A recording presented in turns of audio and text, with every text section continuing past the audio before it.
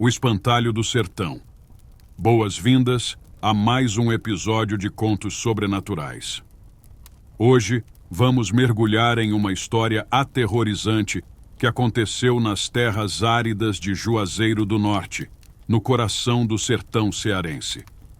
Prepare-se para conhecer o caso de um espantalho que, muito mais do que uma simples figura inerte, guarda segredos sombrios e um poder capaz de espalhar terror.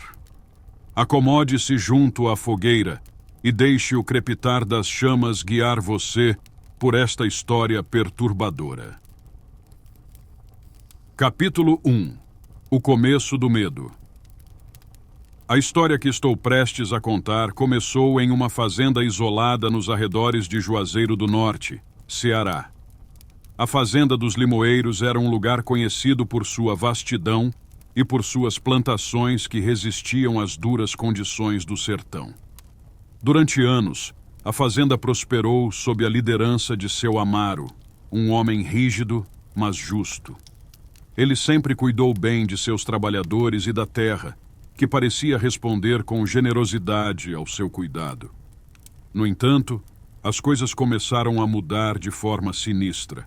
Em uma manhã abafada, João, um dos trabalhadores mais antigos da fazenda, não apareceu para o café da manhã, como de costume. Seus companheiros de trabalho estranharam sua ausência e foram até sua casa, localizada nos limites da fazenda. A porta estava aberta, mas João não estava lá. Seu único rastro era um chapéu de palha amassado, caído na entrada. Preocupados, os trabalhadores começaram a procurar por João nos arredores.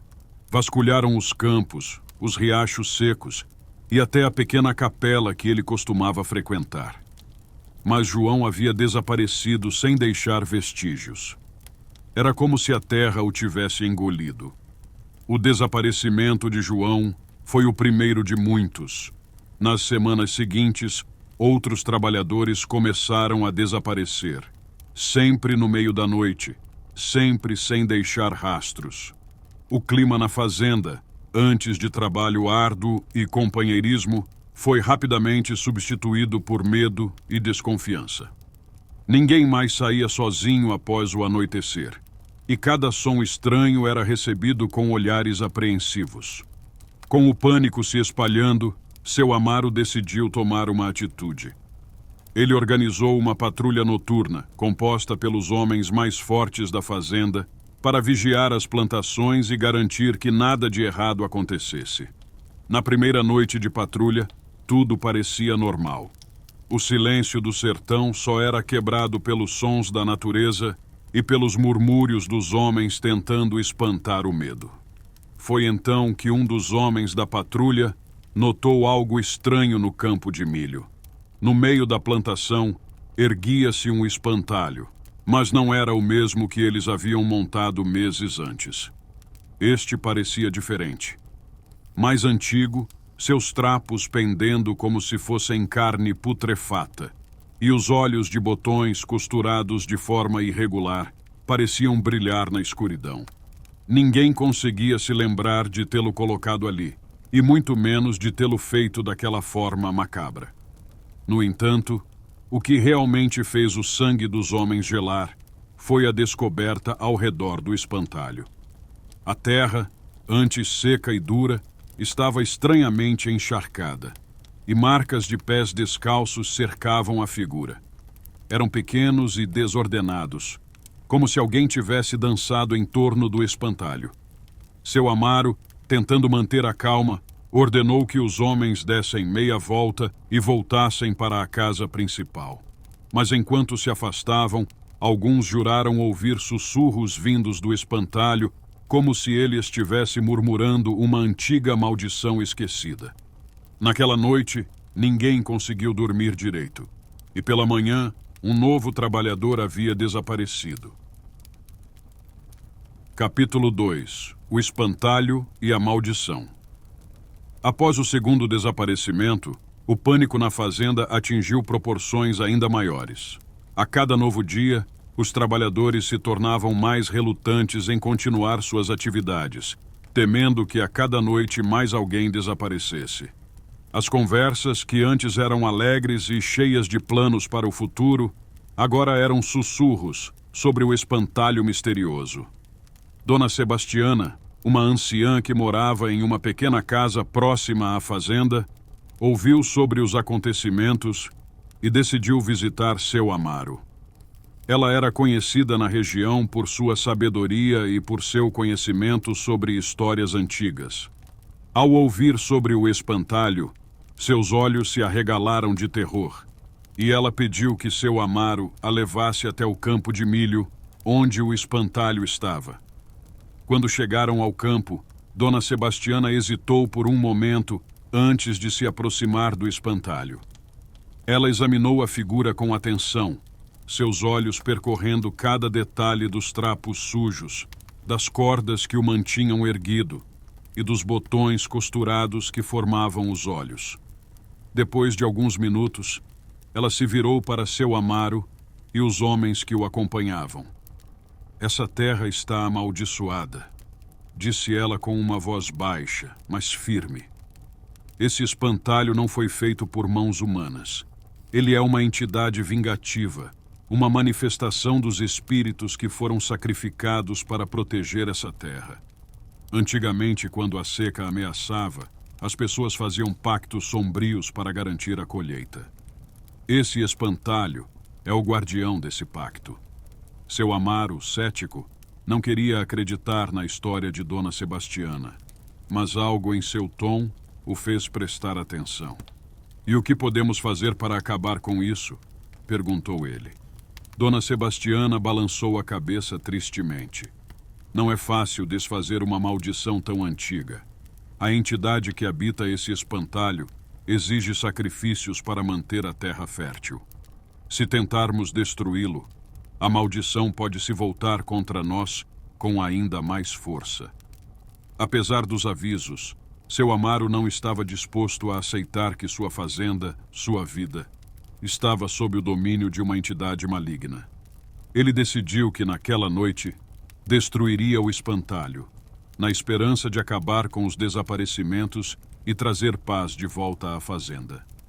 Com um machado nas mãos e o coração cheio de determinação, seu Amaro foi até o campo de milho sozinho, sob a luz do luar. O espantalho parecia ainda mais macabro à luz da lua, seus trapos balançando com o vento e os olhos de botões refletindo a luz de forma sinistra. Com um grito de raiva, seu Amaro desferiu o primeiro golpe. O machado cravou fundo no corpo do espantalho e um som horrível ecoou pela plantação, como se o próprio sertão estivesse gritando em dor. Seu Amaro continuou a golpear, cada vez com mais força, até que o espantalho se desfez em pedaços no chão. Mas, ao contrário do que esperava, a destruição do espantalho não trouxe alívio. Pelo contrário, o ar ao redor ficou pesado e uma brisa fria começou a soprar. De repente, seu Amaro sentiu uma presença atrás de si. Quando se virou, viu figuras nebulosas surgindo entre os milharais. Eram os espíritos dos que haviam sido sacrificados para garantir a fertilidade da terra, agora despertados pela fúria. Capítulo 3. O preço da terra. As figuras nebulosas começaram a se aproximar de seu Amaro, seus rostos sem expressão, mas com uma sensação palpável de tristeza e dor. Ele tentou recuar, mas seus pés pareciam presos ao solo, como se a própria terra o segurasse em um último ato de vingança. Os espíritos se moviam silenciosamente, cercando-o em um círculo fechado. O frio que emanava deles era quase insuportável, fazendo com que o suor escorresse pela testa de seu Amaro, apesar da brisa gelada. De repente, um dos espíritos falou, sua voz um sussurro quase inaudível. "Você destruiu o guardião, mas não desfez o pacto. O preço deve ser pago." Seu Amaro tentou gritar por ajuda, mas nenhum som saiu de sua garganta. Ele estava paralisado, tanto pelo medo quanto pela força invisível que o segurava no lugar. As sombras dos espíritos cresceram, cobrindo o chão ao redor dele. Ele sabia, naquele momento, que não havia escapatória. O espantalho não era apenas uma entidade, mas um guardião de algo muito mais sombrio e antigo. Enquanto os espíritos se fechavam ao seu redor, as lembranças dos sacrifícios passados inundaram a mente de seu Amaro. Ele viu visões de homens e mulheres sendo entregues à terra, suas almas capturadas para garantir a sobrevivência dos vivos. A terra da fazenda, tão fértil, havia sido banhada em sangue, e o espantalho era o único que mantinha o equilíbrio entre o mundo dos vivos e o dos mortos. Quando o primeiro espírito estendeu a mão translúcida e tocou o ombro de seu Amaro, ele sentiu uma dor intensa, como se todo o calor de seu corpo estivesse sendo sugado. Sua visão começou a escurecer, e o último pensamento que lhe ocorreu foi que, no final, ele também se tornaria parte daquela terra. Mais um sacrifício para o ciclo eterno. Na manhã seguinte, os trabalhadores encontraram o corpo de seu Amaro no campo de milho, seu rosto contorcido em uma expressão de terror. O espantalho, que havia sido destruído, estava novamente erguido, como se nada tivesse acontecido. Ao seu redor, o solo estava mais fértil do que nunca, com brotos novos surgindo em meio aos restos de milho. Dona Sebastiana, ao ver o que havia acontecido, apenas murmurou uma prece, sabendo que nada mais poderia ser feito. A fazenda continuaria a prosperar, mas o preço seria sempre o mesmo: uma vida para manter a terra viva. Os trabalhadores, amedrontados, deixaram a fazenda aos poucos, temendo que pudessem ser os próximos. A fazenda dos limoeiros se tornou uma lenda na região, um lugar onde poucos ousavam pisar.